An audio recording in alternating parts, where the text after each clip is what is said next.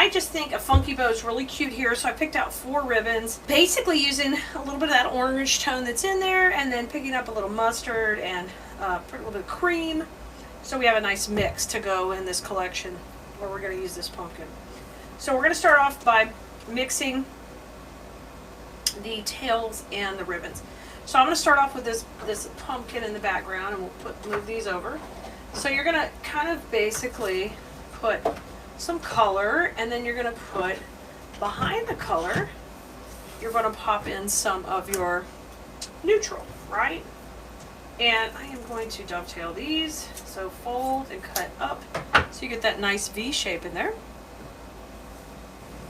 And we're going to go at 8 inches and go to the center and twist. Let me see if I can bring this bow back a little bit. I'm leaning way over the table, but I don't want to be in the picture.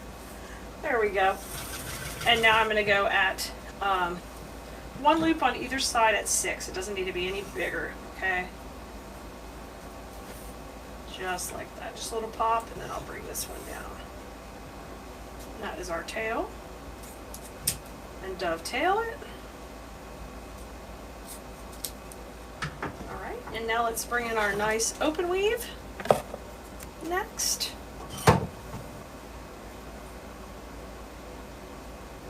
And these you can try to dovetail, and they sometimes work, sometimes they look a little wonky. You can do either way. Cut it straight across, whatever works for you. We're going to go the other way. Oh, 8-inch tail, sorry, 8-inch tails. 6-inch loops. It's going to look really good because it's going to let all that color come through. We're going to go a little smaller, 5.5 actually. 5.5, and that tail goes up, so this tail goes down. And these loops also work opposite, okay? An 8-inch tail here. Dovetail it. Okay, and then we're going to go ahead and get a little looping with our plaid. Bring it in next. Dovetail, so fold, cut up. And then I'm going to go, this time I want to lay this one out over this check. Not the check, lay the check out over the open weave. So I'm going to do that, and I'm going to keep my loops at 6, a little bit loopy. So come a little bit longer than the one we just did. Okay, just one. A little bit shorter on this tail. And kind of have fun laying out the pattern you want to use. And now let's bring in our burlap. This is just a solid. We'll bring it to the top. And so we're going to put this over the pumpkin pattern ribbon. And I want it to be about the same length as our last one. This will be a little smaller. So I put this one about 5.5. You just kind of build up these funky bows. They're super cute.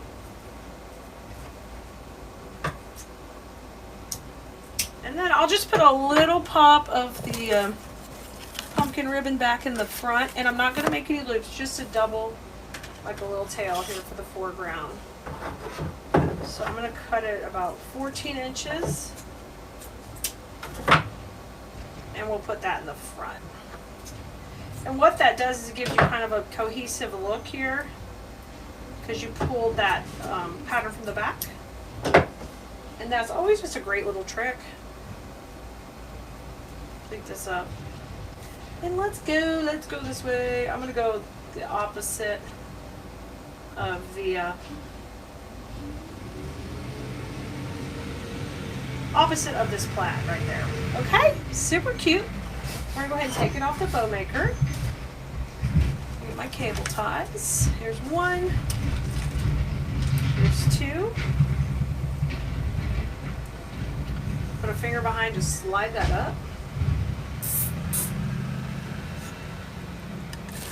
And then I'm just going to wiggle that over to the left just a little bit.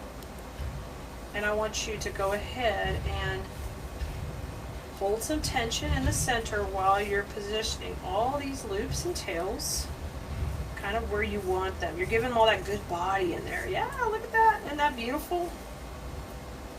Okay. See all the dimension? That's what we're going for.